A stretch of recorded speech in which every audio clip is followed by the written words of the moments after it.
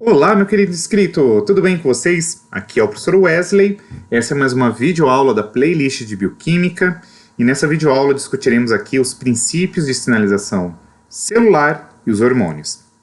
Essa aula ela vai apresentar um recorte geral do que é a sinalização celular e também o que são os hormônios, as principais funções fisiológicas.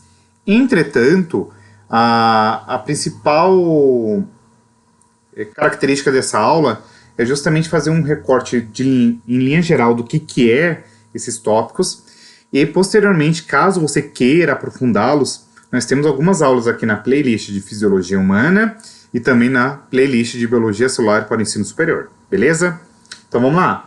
Sem muitas delongas, quando se fala de sinalização celular, é importante nós entendermos que nos organismos unicelulares, isto é, aqueles organismos que são constituídos por uma única célula, essa célula vai responder aos estímulos do meio, isto é, a disponibilidade de nutrientes, de oxigênios e etc.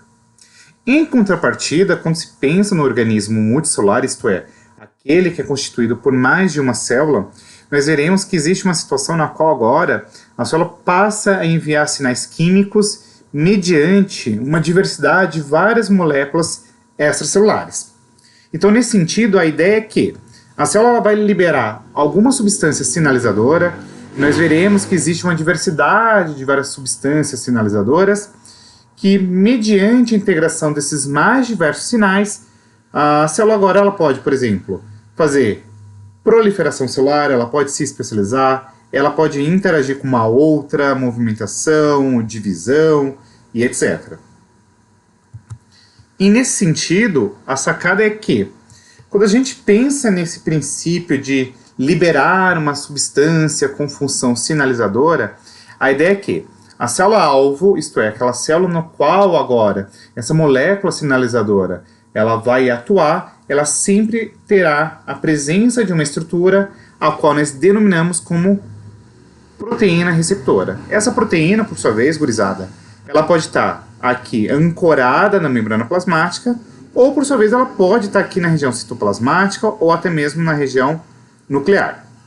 Uma vez que essa substância ela é ligada aqui nessa molécula receptora, ela vai fazer com que haja o disparo de um processo que a gente chama de mecanismo de primeiro mensageiro, e aí, nesse sentido, você vai ter um segundo momento que é a transdução de sinal. Portanto, entendemos como que funciona o rolê. Você tem a célula sinalizadora, que é aquela que vai secretar a molécula que vai fazer esse processo. Essa molécula, ela tem aqui o que a gente chama de primeiro mensageiro, ligando-se nas proteínas receptoras, que vão estar lá na célula-alvo, que vai emitir um sinal, e por sua vez, essa emissão de sinal, isto é, esse processo bioquímico que acontece intracelularmente, vai acarretar a alteração do comportamento celular. E nesse sentido, qual que é a importância de nós entendermos como que se dá esse processo? Por quê? O primeiro mensageiro pode ser uma proteína, um peptídeo, um aminoácido, um nucleotídeo, um ácido graxo, um esteroide, um gás, e mediante a isso ele vai deflagrar toda uma cascata de sinalização intracelular, a qual nós denominamos como transdução de sinal. A transdução de sinal, por sua vez, ela pode ser concebida como uma série de várias reações bioquímicas que acontecem dentro da célula, que vai fazer com que você tenha alguma alteração fisiológica nessa célula, que pode ser, por exemplo, fazer uma determinada função efetora, como dividir, proliferar, morrer e etc. Então, ó, nessa figurinha eu acho bastante interessante que vocês entendam como que se dá esse fluxograma. Ó. Você tem o primeiro mensageiro, que é o sinal extracelular, ligando-se aqui na proteína receptora. Isso daqui vai acarretar uma série de sinalizações intracelulares que podem atuar, por exemplo, numa enzima metabólica, numa proteína regulatória, numa proteína do citoesqueleto, que seriam justamente alvos intracelulares que podem acarretar, por exemplo, uma alteração metabólica, pode, por sua vez, alterar o padrão de expressão gênica, fazendo upregulation ou downregulation. Pode ter aqui, por exemplo, as proteínas do citoesqueleto fazendo toda uma alteração na sua conformação, que acarreta aqui uma mudança na forma ou na sua movimentação. E nesse sentido, o que é importante que vocês entendam? O mecanismo de transdução de sinal, isto é, todo esse conjunto de vários processos intracelulares é o seguinte. Primeiro que uma determinada célula ela sempre vai responder a um conjunto limitado de sinais. Não é todo e qualquer sinal que vai deflagrar uma resposta intracelular. Por sua vez, isso daqui também está diretamente atrelado com o próprio conjunto de moléculas efetoras que essa célula possui. E por sua vez, é importante que vocês entendam que, geralmente, quando a gente fala de sinalização celular, é um processo extremamente específico, é um processo direcionado, beleza? E essas diferentes moléculas, sinais que são liberados de forma extracelular, elas alteram o comportamento fisiológico da célula-alvo, beleza? Portanto, é importante vocês entenderem que células diferentes respondem de maneira diferente ao mesmo tipo de sinal. Portanto, qual que é a sacada? A informação transmitida pelo sinal, ela vai depender obrigatoriamente da célula-alvo na qual ela vai se ligar e, por sua vez, como que essa célula-alvo ela vai receptar essa informação e, por sua vez, vai ter aí a função efetora em decorrência da interpretação desse sinal, beleza? Então, qual que é a sacada? Novamente, voltando lá naquela figurinha muito bonitinha. A molécula de sinalização extracelular liga-se a uma proteína receptora e isso vai acarretar a transdução de sinal, que vai ter aqui toda uma série de processos intracelulares. Então, você tem uma transdução inicial, a transmissão, você amplifica, você integra, você distribui e você tem a resposta celular. Portanto, o que é importante vocês entenderem? Que a sinalização intracelular ela depende obrigatoriamente da presença de receptores celulares específicos, que por sua vez serão estruturas responsáveis por disparar os processos celulares a depender da disponibilidade dessas moléculas executoras, e isso acarreta uma resposta diferenciada a depender do tipo celular que a gente esteja estudando ou observando aí em um determinado experimento, em um determinado contexto fisiológico. Então, como eu falei anteriormente, as moléculas sinais são basicamente os primeiros mensageiros que ligarão-se a moléculas que chamamos de receptores, tá bom? Então, a exemplo, em leveduras, que são organismos unicelulares, a sinalização é feita por poucos tipos de moléculas. Em contrapartida, quando nós falamos, por exemplo, em em células de animais superiores, como por exemplo os mamíferos, como o caso aqui da espécie humana, você tem uma diversidade de vários tipos de moléculas, tá? Por sua vez, essas moléculas mensageiras, elas são secretadas por um processo de exocitose, mas outras podem ser eventualmente liberadas por processos de difusão através da membrana plasmática, outras podem ficar expostas no meio extracelular, mas elas sempre estarão ligadas à superfície da molécula sinalizadora, tá bom? Então é uma proteína de membrana. E por sua vez, a emissão do sinal vai depender basicamente da natureza química dessa molécula. Por sua vez, também a célula-alvo ela vai responder mediante a presença de um receptor. E esse receptor, como eu comentei anteriormente a vocês, pode estar na região da membrana, na região citoplasmática ou até mesmo na região nuclear, tá? Então, aonde essa molécula sinalizadora se liga de maneira específica, vai deflagrar o início de uma resposta. E é importante vocês entenderem que essa resposta ela é extremamente específica, você tem proteínas modulares, você pode também ter isoformas tecido-específicas, por exemplo, quando a gente pensa nos transportadores de glicose, você tem isoformas diferentes, você tem GLUT1, GLUT2, GLUT3, GLUT4, GLUT5 e por aí vai. E por sua vez, você ainda pode ter, gurizada, situações na qual você pode ter pontos de convergência ou divergência desses sinais, tá bom? Então, as moléculas sinalizadoras extracelulares são denominadas como primeiros mensageiros, e você pode ter algumas características químicas que são extremamente importantes de serem descritas aqui, porque elas vão influenciar as características estruturais da molécula receptora. Moléculas que são grandes e hidrofílicas, por sua vez, elas basicamente terão aqui a maior parte dos receptores, no qual você vai ter aqui proteínas transmembrânicas que, ao se ligarem nessa molécula sinalizadora, são ativadas e irão gerar aqui toda uma série de cascata de sinalização intracelular que vai acarretar aí na alteração fisiológica da célula. Em contrapartida, se esse primeiro mensageiro for pequeno e hidrofóbico, é importante que você se atenha que essa molécula vai se ligar aqui na célula, vai penetrá-la mediante aí esse processo de ativação, ela vai ter que passar pela membrana e aí ela se liga aqui a um receptor intracelular, que pode estar no núcleo, no citoplasma, tá bom? E aí, nós temos alguns tipos de sinalização extracelular. Nós temos sinalizações endócrinas, que são aquelas na qual você tem a liberação da molécula sinalizadora na região da corrente sanguínea, e elas têm uma ação a longa distância. Então, por exemplo, você tem aqui uma célula endócrina, ela vai liberar um hormônio que vai cair na corrente sanguínea, vai percorrer toda a corrente sanguínea até encontrar a célula-alvo, ligar-se aqui no receptor e deflagrar a sua função. Nós também podemos ter aqui um contexto de uma célula com sinalização parácrina, ou seja, elas são liberadas na região extracelular e ela vai ter uma ação em células locais, ou seja, células que estão próximas à célula que liberou esse sinal. Você pode também ter uma situação de uma sinalização autócrina, ou seja, elas são liberadas no espaço extracelular, porém ela tem uma sinalização sobre a própria célula que a liberou. Você pode também ainda ter uma sinalização neuronal, que é basicamente aquela sinalização mediada pelos neurotransmissores. Quando comparada a uma sinalização endócrina, a sinalização neuronal é muito mais rápida, tá bom? E aí, nesse sentido, os hormônios são importantes moléculas sinalizadoras que atuam com primeiros mensageiros.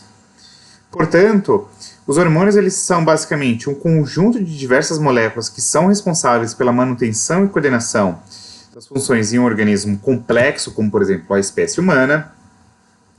E nesse sentido, os hormônios são essencialmente moléculas sinalizadoras que são secretadas na corrente sanguínea ou até mesmo na região do interstício celular que vão regular aí um aparato de várias funções da célula, de tecidos ou até mesmo do organismo. Alguns exemplos aqui: pressão arterial, a volemia, balanço eletrolítico, embriogênese, diferenciação sexual, desenvolvimento e reprodução, saciamento aqui de fome, comportamento alimentar, digestão, distribuição de metabólitos, de combustível e por aí vai. Então, nesse sentido, só por desencargo de consciência, eu queria que vocês atentassem na questão da sinalização neuronal versus a sinalização endócrina. A sinalização neuronal, como eu falei para vocês, ela tem uma distribuição muito rápida, cerca aqui de 100 moléculas por segundo.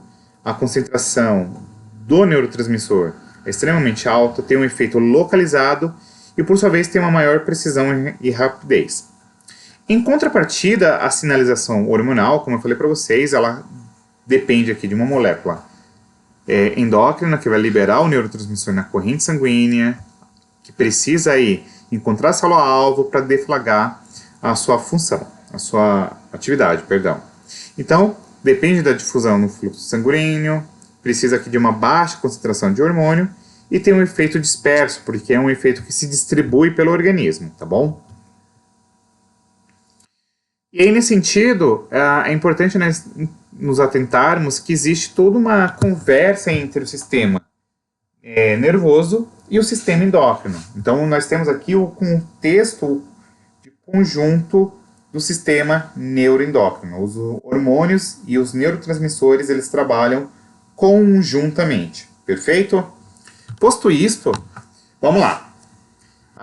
Quando a gente pensa na sinalização extracelular, você tem aqui alguns tipos de transmissão de sinal que pode ser em distâncias curtas ou longas. Curtas, a gente pode pensar aqui em mediadores locais, como por exemplo o contexto de mediadores inflamatórios, que é uma sinalização parácrina. Você pode ter, por exemplo, um contato direto sem que haja necessariamente a liberação de sinais. E isso é muito comum, por exemplo, durante o desenvolvimento embrionário. Então a gente fala que aqui é um contexto de uma sinalização dependente de contato, perfeito? E você pode ter aqui uma sinalização longa, que depende aqui da secreção desses sinais, como por exemplo, o que é muito bem descrito aqui pelos hormônios, que é a sinalização endócrina, ou a secreção até mesmo dos neurotransmissores, como a acetilcolina, que é um exemplo clássico de sinalização neuronal. Posto isto, vamos lá. A resposta celular a um sinal pode ser lenta ou rápida, como a gente acabou de descrever no slide anterior. E nesse sentido, a especificidade da ação vai estar diretamente atrelado, pessoal, com como que essa molécula sinalizadora ela vai se ligar a um receptor celular, tá? Então você pode ter aqui, como eu falei anteriormente, receptores de membrana, citoplasmáticos ou nucleares, e aí você tem toda uma série de várias situações na qual você pode ter aqui respostas muito rápidas ou lentas. Por quê? Respostas muito rápidas é uma alteração aqui de função proteica e tal, mas quando você pensa em resposta lenta, tá aqui em minutos ou horas, envolve aqui alteração do próprio comportamento celular, então alteração de padrão de expressão gênica e por aí vai, beleza? E aí nesse sentido, como eu falei para vocês, dentro da célula você tem toda uma série de sinalização intracelular, que são as liberações dos segundos mensageiros, que vão alterar aqui modificações covalentes, que são reversíveis, tá, na proteína-alvo. E, por sua vez, essas modificações covalentes, elas podem estar diretamente atreladas com ativação ou inativação de proteínas efetoras. Você pode ter abertura de canais, que tem um efeito direto, por exemplo, modulação da expressão gênica, beleza? E aí você deve estar se perguntando, tá, Pro, mas por que é importante você ter esses segundos mensageiros dentro da célula, né? Por que você está comentando tanto dessa questão de você pensar em primeiros e segundos mensageiros? Então venham comigo. Essa figurinha ela é bastante interessante. Você tem aqui a adrenalina, ela se liga ao complexo adrenalina-receptor, e aí dentro do hepatócito você tem toda uma série de várias ações. Ó, ATP, sobre a ação da adenilciclase, forma um AMP cíclico, que vai pegar a PK que está inativa, ativá-la através de um processo de fosforilação. Aí a PK ativa, ela vai atuar aqui na quinase da fosforilase B inativa, fazendo com que você tenha aqui a quinase da fosforilase B ativa, que vai ativar a glicogênio fosforilase que está inativa, ficando agora ativa, para que você tenha aí, por exemplo, o processo de glicogenólise. A ideia é que essa cascata de sinalização ela vai amplificar esse sinal. Então a ideia é que um pequeno sinal ele pode produzir uma amplitude de várias respostas intracelulares e, por sua vez, isso acarreta com que você tenha uma difusão do sinal por todos os compartimentos celulares, que vai fazer com que você tenha, por extensão disso, uma modulação da atividade aí, celular, para que você tenha, de fato, a alteração fisiológica visando aí uma resposta. Você pode também ter uma comunicação cruzada, isto é, você pode ter uma integração de vários sinais que vão amplificar esses efeitos fisiológicos. E aí, nesse sentido, quais são as principais características que devem ser levadas em conta quando se fala da transdução de sinal? Primeiro, que é extremamente específica. Segundo, que é amplificada. Segundo, que ela pode ser modulada. Você pode ter uma desensibilização ou uma adaptação, e você pode ter uma integração desses sinais, de maneira qual esse conjunto de características que eu acabei de expor a vocês acarreta uma alta conservação desses mecanismos de transdução de sinais biológicos, e esses tipos de sinais biológicos são milhares, tá?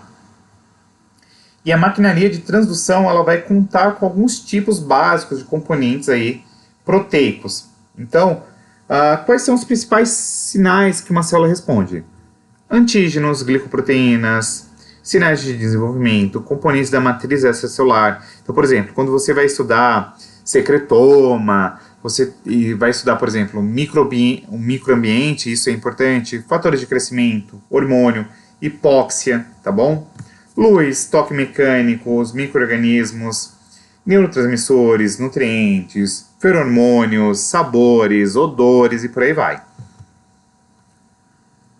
Então, só para resumir isso aqui. Você tem a célula sinalizadora, que libera o primeiro mensageiro, como por exemplo um hormônio, que pode atuar à distância, e aí a gente pode pensar uma sinalização parácrina, dependente de contato, endócrina, neuronal, autócrina, tá? Esse primeiro sinal liga-se a uma proteína receptora, que pode estar aqui dentro da célula, então uma sinalização intracelular, ou na superfície. E por sua vez, essa proteína receptora ela vai modular a fisiologia da célula-alvo. Exemplos de receptores aqui intracelulares respondem, por exemplo, a hormônios esteroides, tiroidianos, óxido nítrico. Já aqueles de superfície, para que isso aconteça, você tem que os canais iônicos, receptores enzimáticos, como as tirosinas quinases, a GPCRC, que vai estar aqui associado com a proteína G. Então você tem aqui como segundos mensageiros o AMP cíclico, o IP3, o DAG, cálcio, o GMP cíclico, tá? E aí os hormônios, é importante nós entendermos que existe aí uma classe de hormônios. Nós temos aqui hormônios peptídicos, as catecolaminas, nós temos os eicosanoides, os esteroides. E aí, o que é importante vocês entenderem? A depender da natureza química do hormônio, você vai ter algumas ações fisiológicas diferentes e também proteínas receptoras em locais diferentes que responderão à natureza bioquímica do hormônio, tá bom? Então tem aqui mais alguns exemplos, ó, é só para vocês entenderem. Mas o fato é que, vamos lá, quando você fala de hormônio peptídico, ação dependente dos receptores de membrana e segundos mensageiros, exemplos clássicos de hormônios peptídicos, insulina e glucagon, que estão diretamente estrelados aqui com o metabolismo de carboidratos. Nós podemos pensar aqui na angiotensina 2 e na bramicina, que estão associados com a volemia e pressão arterial, tá? Nós temos ainda os hormônios catecolamínicos, que estão aqui diretamente estrelados com receptores de membrana e segundos mensageiros, são produzidos aqui na medula adrenal, e eles apresentam um importante papel na neurotransmissão e metabolismo energético. Então, exemplos clássicos, adrenalina e epinefrina, noradrenalina, ou também chamando aqui de norepinefrina. E aí, olha que coisa linda, esses são os efeitos da epinefrina e do glucagon no metabolismo do glicogênio. Então percebam que você tem toda uma cascata de sinalização, então aqui tem segundos mensageiros, que vão acarretar aí na liberação de glicose mediante o processo de glicogenólise. Nós temos aqui os hormônios eicosanoides, que eles dependem de receptores de membrana e segundos mensageiros, e aí eles podem ter alguns efeitos muito importantes na fisiologia celular. Por exemplo, podem induzir processos de inflamação, de febre, de dor, de agregação plaquetária, tá bom? E os hormônios esteroides, por sua vez, eles têm aqui receptores nucleares e eles modulam diretamente a expressão gênica. Então, por exemplo, o colesterol, progesterona, cortisol, aldosterona, testosterona, são alguns exemplos de hormônios esteroides. Você tem aqui a vitamina D, precisa de receptores nucleares e aí modula a expressão gênica, tá bom? Você tem aqui os hormônios retinoides, que eles também dependem de receptores nucleares e por sua vez vai modular a expressão gênica, fazendo supraexpressão ou baixa expressão, tá? Então aqui tem alguns exemplos, beta-caroteno, então você tem toda uma cascata de várias sinalização intracelular que vai acarretar aí na formação do ácido retinóico. Você tem aqui os hormônios tireoidianos, que tem uma ação dependente de receptores nucleares, então eles modulam a expressão gênica, são produzidos pela tireoide e eles estão diretamente estrelados aqui com a modulação do metabolismo energético, tá bom? Tanto o T3 quanto o T4. O óxido nítrico também tem uma porrada de várias funções, gurizada. A gente poderia comentar muita coisa aqui de óxido nítrico, mas é um radical livre e estável. e a síntese depende da NO sintetase, tá bom? A ação ela se dá por intermédio da guanilato ciclase, que é um importante mensageiro secundário, formando aqui o GMP cíclico. Então aqui tem os principais órgãos endócrinos, então hipotálamo, hipófise, tireoide, as paratireoides, tecido adiposo, adenais, pâncreas, rins, os ovários, os testículos, perdão, tá bom? Então você tem todo um aparato aqui de várias funções moduladas por glândulas endócrinas. E aí você tem os hormônios aqui, na sua origem neuroendócrina, então basicamente você tem uma porrada de sinalização mediada pelo hipotálamo que vai coestimular a hipófise tanto anterior quanto posterior para você ter a produção de hormônios ou até mesmo o armazenamento de alguns, beleza? E aí, só por desencargo de consciência, aqui são os principais sistemas endócrinos e seus tecidos alvos. Então você tem aqui um resumo geral de vários hormônios e aonde que eles irão atuar. Beleza? Eu espero que você tenha gostado dessa aula, que ela não tenha ficado muito longa, enfadonha, mas que tenha dado uma visão, um vislumbre geral. E novamente enfatizo, se você quiser aprimorar isso, eu comento em outras aulas da playlist de Fisiologia e Biologia Celular, com mais calma, com mais detalhes, essas informações, beleza? Se você tiver gostado, deixe seu like, curta, compartilhe, se inscreva, um super beijo e até a próxima. Fui!